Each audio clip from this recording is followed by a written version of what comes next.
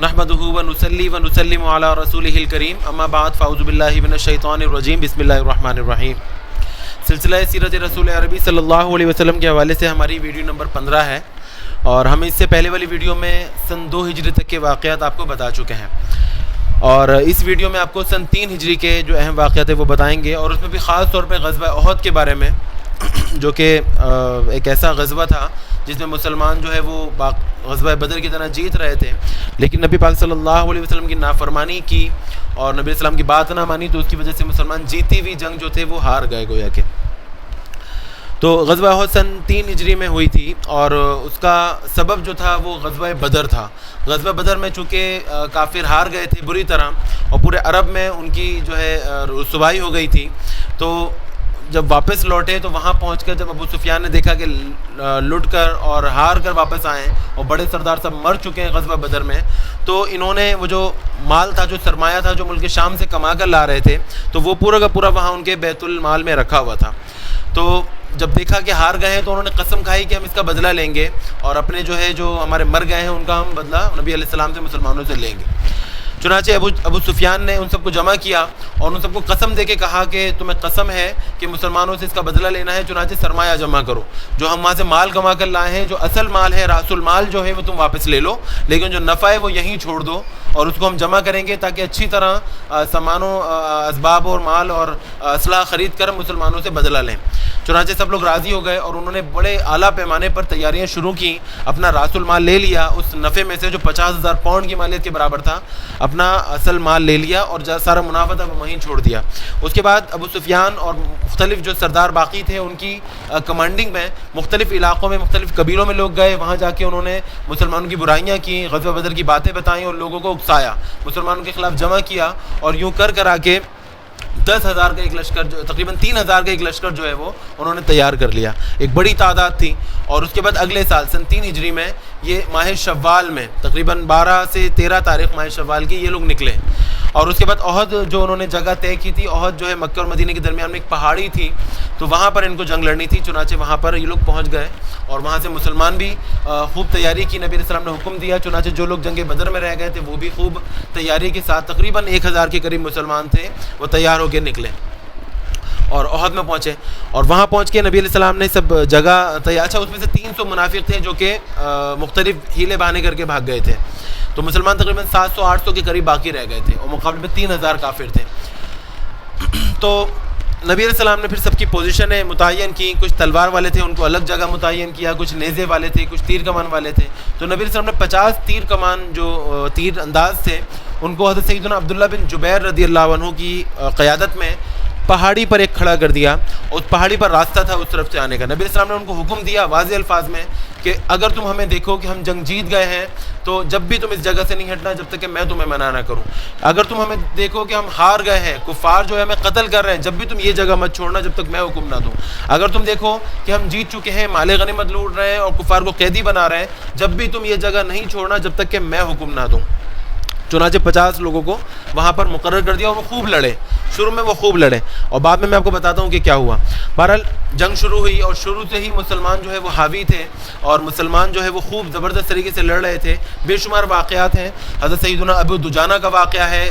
مشہور بہادر پہلوان تھے، نبی علیہ السلام نے اپنی تلوار اٹھائی اور کہا کہ کون اس کا حق ادا کرے گا، تو اور اس کا حق یہ ہے کہ یہ تلوار جو ہے ٹیڑھی کر دینی ہے، اس طرح لڑنا ہے کہ تلوار ٹیڑھی ہو جائے، تو حضرت ابو دجانہ جو مشہور پہلوان تھے آگے بڑھے، کہا یا رسول اللہ میں اس کا حق ادا کروں گا، چنانچہ انہوں نے وہ تلوار لی اور اکڑتے ہوئے جو ہے وہ کفار کی طرف بڑھے اور کہا کہ میرے پاس رسول اللہ کی تلوار ہے اور میں اس سے کسی کو چھوڑوں گا نہیں، تو نبی صلی اللہ علیہ وسلم نے فرمایا کہ اللہ تعالیٰ کو یہ انداز پسند نہیں ہے۔ بہرحال وہ آگے بڑھے اور خوب انہوں نے کفار کو قتل کیا۔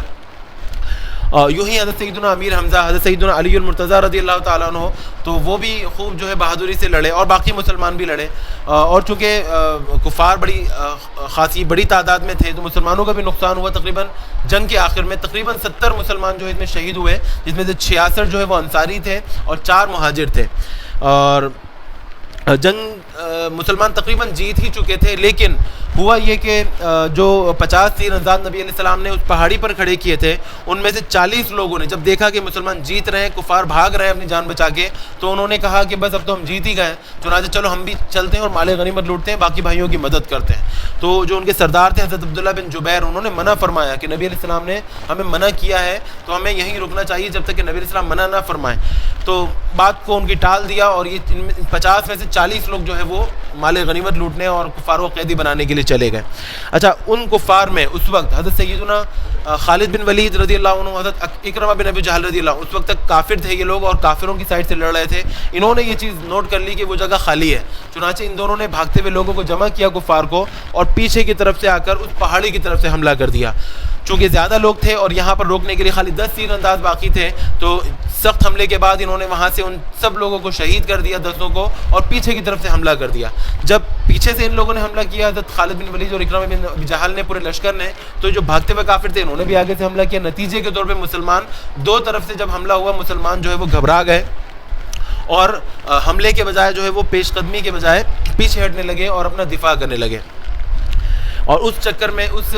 وجہ سے شدید جو ہے وہ مسلمانوں کا نقصان ہوا۔ کافی سارے مسلمان شہید ہوئے، نبی علیہ السلام پر شدید حملے ہوئے، اور نبی علیہ السلام کو گھیر گھار کے ایک گڑھے میں گرا دیا گیا۔ شیطان نے وہاں مشہور کر دیا تھا کہ نبی علیہ السلام شہید ہو گئے، معاذ اللہ، صحابہ کرام کے ہاتھ پاؤں پھول گئے، حتیٰ کہ سیدنا عمر فاروق رضی اللہ عنہ بھی تلوار چھوڑ دی اور بیٹھ گئے۔ پھر کسی نے سمجھایا تو اٹھے اور لڑنے لگے۔ تو اس موقع پر جو ہے وہ نبی علیہ السلام نیچے گر گئے تھے، اور نبی علیہ السلام کے گال میں حضور کے خود کی 2 کڑیاں گھس گئی تھیں۔ حضور کے سامنے کے دندال نیچے والے جو دانت شہید ہو گئے تھے، تھوڑے سے دانت کا حصہ ٹکڑا ٹوٹ گیا تھا، اور صحابہ کرام نے بھی نبی علیہ السلام کے گرد گھیرا کیا اور حضور کو بچایا۔ تو بے شمار صحابہ کرام کے نام آتے ہیں، تو وہ اس وجہ سے نبی علیہ السلام کو بچانے کے لیے، ایک صحابی کا ہاتھ جو ہے وہ زخمی ہو گیا، شہید ہو گیا، ایک صحابی خود شہید ہو گئے، ابو دجانہ، حضرت طلحہ بن عبید اللہ، اور مختلف صحابہ جو ہے حضور کے گرد گھیرا بنا کے کھڑے تھے اور حضور کے حملوں پر جو ہے نبی علیہ السلام کو بچایا۔ اور جو خون تھا، ایک صحابی ہیں، نام ذہن میں نہیں ہے، تو انہوں نے جو ہے وہ خون جو ہے نبی علیہ السلام کو پینا شروع کر دیا تاکہ گرے نہ۔ نبی علیہ السلام نے خود اپنے جو منہ سے جو خون بہ رہا تھا، نبی علیہ السلام نے خود اس کو کپڑے سے پوچھنا شروع کر دیا کہ کہیں وہ خون زمین پر نہ گر جائے اور اللہ تعالیٰ کا عذاب جو ہے وہ نازل نہ ہو جائے۔ بہرحال بڑا جو ہے سخت معاملہ تھا۔ اس کے بعد جو ہے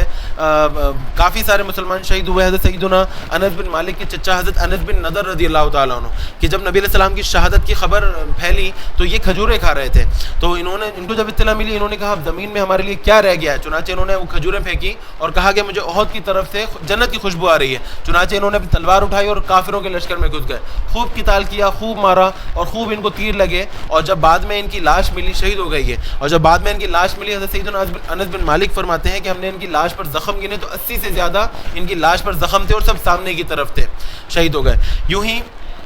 جو ہے حضرت سیدنا مصعب بن عمیر رضی اللہ تعالیٰ عنہ مشہور صحابی ہیں، اور ان کی ابتدا یہ تھی کہ ابتدا میں یہ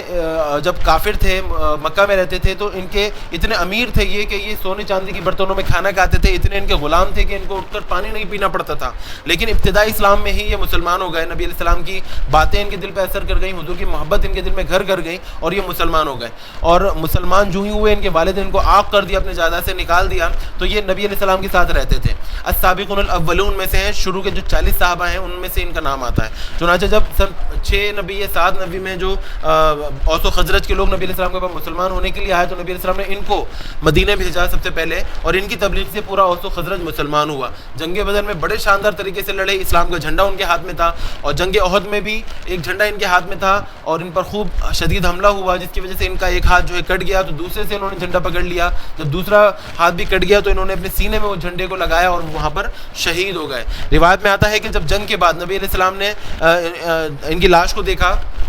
تو اتنی زیادہ جو ہے قحط سالی تھی کہ جنازے کو جو مختلف صحابہ کرام 70 لوگ شہید ہوئے تھے، ان کو ان کی تکفین کے لیے، کفن دینے کے لیے کپڑا میسر نہیں تھا، 2-2 3-3 کو ایک ہی کفن میں لپیٹا گیا اور ایک گڑھا کر کے کافی ساروں کو اس میں دفنایا گیا۔ تو ان کے حصے میں ایک چادر آئی جو کہ اتنی چھوٹی تھی کہ اگر اسے سر کو چھپایا جاتا تو پاؤں کھل جاتے، پاؤں کو چھپایا جاتا تو سر کھل جاتا۔ چنانچہ ان کے سر پر وہ چادر رکھی گئی اور پاؤں پر گھاس پھوس رکھی گئی۔ کیا ابتدا تھی اور کیا انجام ہوا۔ تو انہی جیسے صحابہ کرام کے بارے میں اللہ تعالیٰ نے قرآن مجید میں آیت نازل فرمائی کہ من المؤمنین رجال صدقوا ما عاهدوا اللہ علیہ، مومنوں میں ایسے جوان مرد موجود ہیں کہ جنہوں نے اللہ تعالیٰ سے جو انہوں نے وعدہ کیا تھا وہ سچ کر دکھایا۔ منهم من قضى نحبه ومنهم من ينتظر، اور تو ان میں سے کچھ ایسے ہیں جو انتظار کر رہے ہیں اور کچھ ایسے ہیں جو اپنی جو ہے مدت پوری کر چکے ہیں۔ تو یہ صحابہ کرام تھے۔ بہرحال جب کفار کا جو ہے وہ حملہ ختم ہوا تو وہاں سے کھڑے ہو کے ابو سفیان نے آوازیں لگائیں کہ کیا تم میں محمد موجود ہیں؟ نبی علیہ السلام نے کہا ان کی پکار کا جواب مت دو. پھر اس نے پوچھا کہ تم میں ابن ابی قحافہ ہیں یعنی ابو بکر صدیق ہے؟ نبی علیہ السلام نے فرمایا پکار کا جواب مت دو. پھر اس نے پکارا کہ کیا تم میں ابن خطاب موجود ہیں؟ تو جب کوئی جواب نہیں آیا تو اس نے کہا لگتا ہے کہ سارے مر گئے. تو اس وقت حضرت سیدنا عمر فاروق چپ نہ رہ سکے اور بلند آواز سے پکارا کہ اے بدبخت، ہم سب کے سب یہاں زندہ ہے اور تیرا جو ہے وہ انجام بہتر نہیں ہوگا. چنانچہ ابو سفیان نے کہا کہ یہ بدلہ ہے اس جنگ کا جو پچھلے سال تم جیتے تھے، یہ اس کا بدلہ ہے. تو اچھا، اس موقع پہ حضرت سیدنا امیر حمزہ رضی اللہ تعالیٰ عنہ کا واقعہ میں آپ کو بتاؤں گا کہ ایک کافر تھا، جنگ بدر میں اس کے چچا کو مسلمانوں نے مار دیا تھا، قتل کر دیا تھا. تو اس نے قسم کھائی تھی کہ میں بھی نبی علیہ السلام کے چچا کو ماروں گا. چنانچہ اس نے اپنے غلام کو، جس کا نام وحشی تھا، اس وقت کافر تھے اور یہ بعد میں مسلمان ہو گئے تھے، تو وحشی کو اس نے یہ کہہ کر جنگ میں بھیجا، کہا کہ تم جو ہے محمد صلی اللہ علیہ وسلم کے چچا امیر حمزہ کے پیچھے لگے رہنا، اور اگر تم ان کو مار دو گے جنگ میں تو میں جو ہوں میں تمہیں آزاد کر دوں گا. چنانچہ وحشی خود ہی واقعہ بیان کرتے ہیں، کہتے ہیں کہ میں شروع جنگ سے ہی جو ہے امیر حمزہ کی طاق میں لگا رہا، اور جہاں مجھے موقع ملا تو میں نے چھوٹا نیزہ ایک ہوتا ہے تو وہ پھینک کے مارنے کے ماہر تھے یہ، اور اس تیزی سے انہوں نے مارا کہ امیر حمزہ کے سینے میں جو ہے وہ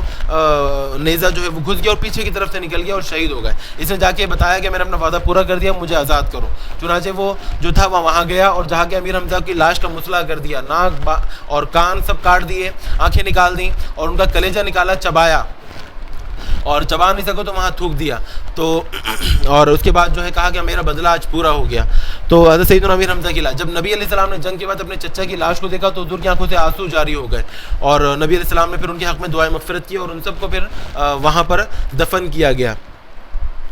تو یہ جنگ تھی غزوہ احد، جس میں شروع میں تو مسلمان جیت رہے تھے، لیکن جب نبی علیہ السلام کی حکم کی نافرمانی کی تو اللہ تعالیٰ کی برکتیں اٹھ گئیں اور مسلمان وہ جیتی ہوئی جنگ جو ہے گویا کہ ہار گئے تھے. تو سن 3 ہجری میں یہ واقعہ ہوا تھا اور اس میں 70 کے قریب مسلمان جو ہے شہید ہوئے تھے. تو ایک سخت نقصان تھا مسلمانوں کا. اور اس کے بعد نبی علیہ السلام واپس آئے اور پھر میدان جنگ سے لاشوں کا سلسلہ اٹھانے کا سلسلہ شروع کیا گیا. خواتین اسلام جو تھیں، حضرت سیدنا عائشہ صدیقہ، حضرت ام سلیم، حضرت فاطمہ الزہرا اور بے شمار جو خواتین تھیں وہ آئیں اور زخمیوں کی مدد کرنے لگیں، پانی پلانے لگیں، مرہم پٹی کرنے لگیں، اور سب نے مل کے پھر ایک دوسرے کا حوصلہ بڑھایا اور واپس مدینے میں تشریف لائے. تو بہرحال یہ ایک افسوسناک ایک واقعہ ہے تاریخ اسلام میں، اور جس کی وجہ یاد رکھیے گا کہ صرف نبی علیہ السلام کی نافرمانی تھی، جس سے اللہ تبارک و تعالیٰ نے ہمیشہ ہم لوگوں کو منع فرمایا ہے. اور مسلمانوں کے لیے ایک سبق تھا اس کے اندر کہ کوئی بھی موقع ہو، کوئی بھی وجہ ہو، نبی علیہ السلام کی نافرمانی نہیں کرنی ہے. اگر کریں گے تو انجام اس سے زیادہ اچھا نہیں ہو سکتا. اور یہ وہ واقعہ تھا کہ جس کا نبی علیہ السلام کو اپنی زندگی میں سب سے زیادہ دکھ تھا. حضرت عائشہ صدیقہ، بعد میں حدیث میں شاید پہلے واقعہ میں سنا چکا ہوں کہ حضرت عائشہ صدیقہ نبی علیہ السلام سے پوچھتے ہیں کہ یا رسول اللہ، جنگ احد جو آپ کا دن گزرا تو وہ کیسا؟ نبی علیہ السلام نے فرمایا مجھے شدید دکھ تھا اس دن کا، اور جو عام الحزن کے جو واقعات تھے تینوں، ان کے بعد جو مجھے جس کا دکھ ہوا وہ جنگ احد میں ہارنے کا دکھ تھا. تو بہرحال اور اسی سال جو ہے نبی علیہ السلام کی جو نواسے جو ہے وہ پیدا ہوئے سن 3 ہجری میں، حضرت سیدنا امام حسن رضی اللہ تعالیٰ عنہ. اور کوئی خاص واقعات اس ہجری میں نہیں ہوئے. اور اس کے بعد سن 4 ہجری کے واقعہ بھی آپ کو بتا دیتے ہیں کہ وہ زیادہ نہیں ہیں، وہ تھوڑے سے ہیں. تو سن 4 ہجری میں غزوہ بنو نذیر ہوا. میں نے آپ کو شاید بتایا تھا کہ 3 یہودیوں کے قبیلے مدینے میں آباد تھے، بنو قینقاع، جن کو سن 2 ہجری میں نکال دیا گیا تھا غزوہ احد کے بعد. اور اس کے بعد جو باقی 2 بچے تھے بڑے احتیاط سے رہ رہے تھے، لیکن جو بنو نذیر تھا انہوں نے پھر ایک کام یہ کیا، انہوں نے نبی علیہ السلام کی جان لینے کی کوشش کی. نبی علیہ السلام کو انہوں نے دعوت کی اور کہا کہ آپ تشریف رکھیں، ہم آپ کھانے کا انتظام کرتے ہیں. نبی علیہ السلام کچھ صحابہ ساتھ میں تھے اور ان کا ارادہ یہ تھا کہ اوپر جا کے اس مکان کی چھت سے چکی کا پارٹ نبی علیہ السلام پر گرا دیں گے. چنانچہ اس ارادے سے جو ہے یہ گئے، لیکن نبی علیہ السلام کو اللہ تعالیٰ نے اطلاع دے دی، غیب کی خبر تھی. جبریل امین آئے، کہا یا رسول اللہ فوراً یہاں سے تشریف لے چلیے، یہ لوگ آپ کی جان کے در پہ ہیں. چنانچہ نبی علیہ السلام کو سارا واقعہ سنایا، ادھر اسی وقت جو ہے وہ اٹھ کر اپنے واپس تشریف لائے اور مسلمانوں کو حکم دیا کہ جو ہے بنو نذیر کا محاصرہ کر لو، انہوں نے میری جان لینے کی کوشش کی ہے. چنانچہ سب مسلمانوں نے جو ہے بنو نذیر کا محاصرہ کر لیا، اور محاصرہ کرنے کے بعد ان کو جنگ کے لیے للکارا، لیکن ان لوگوں نے جنگ کے بجائے جو ہے ہتھیار پھینک دیے، اور کچھ عرصے کے محاصرے کے بعد جو ہے انہوں نے اپنے آپ کو مسلمانوں کو سپرد کر دیا. چنانچہ نبی علیہ السلام نے بنو نذیر کو جلا وطن کر دیا، اور اس شرط پر جلا وطن کیا کہ ایک اونٹ پر جتنا بھی مال و اسباب تم لاد سکتے ہو لادو، اپنے بیوی بچوں کا ہاتھ پکڑو اور یہاں سے نکل جاؤ، مدینہ خالی کر دو، اپنے گھر بار اور باقی مال و اسباب سب جانور وغیرہ سب یہیں چھوڑ کے جانے پڑیں گے. تو ان لوگوں نے پھر ایسا ہی کیا اور جتنا مال اسباب لے جا سکتے تھے لے گئے، باقی سب یہاں پر انہوں نے چھوڑ دیا. اور ان کے جانے کے بعد ان کے جو قلعے تھے وہ مسلمانوں کے قبضے میں آئے، اور مسلمانوں کی جو قحط سالی تھی وہ خوش سالی میں بدل گئی، اور مسلمان جو ہے وہ امیر ہو گئے. تو غزوہ بنو نذیر کہلاتا ہے یہ، اور سن 4 ہجری میں یہ واقعہ ہوا. انشاءاللہ اس کے بعد کے واقعات اگلی ویڈیو میں آپ کو بتائیں گے. دعا میں یاد رکھیے گا. السلام علیکم ورحمۃ اللہ وبرکاتہ.